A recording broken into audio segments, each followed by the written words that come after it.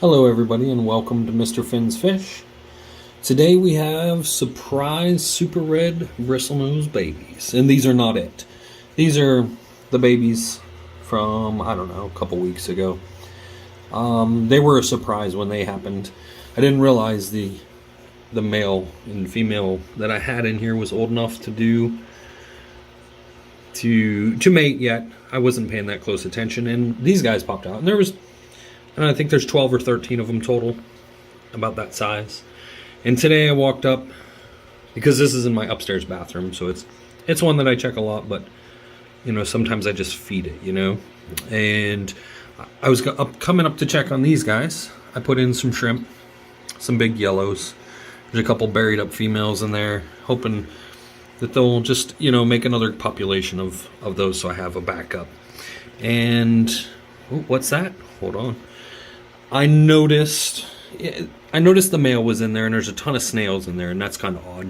So I fed them, and then I was watching them eat, and I noticed there was a little batch of eggs. You can see them right there. And I was like, man, they kicked those eggs out. I didn't even know they laid eggs.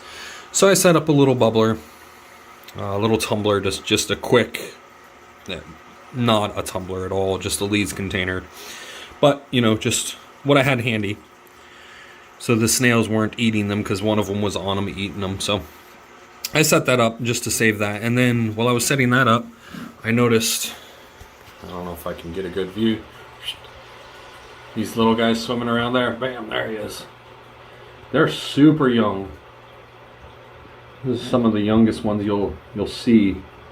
Just able to swim. Got the yolk sac still on them, and they're all over in here. There's another one flying through screen. Back up just a little bit. There's 2 or 3 of them there. So I mean, there's a bunch, and I know the tank is dirty, guys.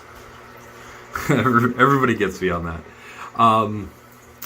There's a bunch of those guys running around. I didn't notice it, so I'm thinking those eggs up there, maybe the male had kicked them out because they're not fertile. I don't know yet. I'll leave them in there and see what happens to them. There's only 5 of them. But just an update. It's pretty cool. Some super red babies I didn't know that were coming. And I have been taking snails out of this tank. They're showing white. They're lacking calcium. They're just kind of a nuisance to me right now. I know they eat up a lot of the extra feed, and that's what I'm doing. I'm feeding a lot to grow these guys. But I've been scooping them out and throwing them in a big tote that I take outside every year, so they'll live out their lives. But I need to spend a little bit of time scooping those guys out and getting them under control, because there's just too many in here. But there's babies everywhere, which is really cool. So what I've been feeding is, these are just, most of the time I feed green beans. But these are, I think, Ken's Fish veggie pellets with calcium. I like to feed those because they help my snails too. I feed them a lot not snails, my shrimp. I like to get the extra calcium in for the shrimp. But when I have little guys, I do this stuff here. You can see it in the reflection. It's just a powdered. It's going to be a lot like First Bites. This comes from Ken's Fish too. It's the smallest micron they have. I forget what it is. Put it in these little squeeze bottles.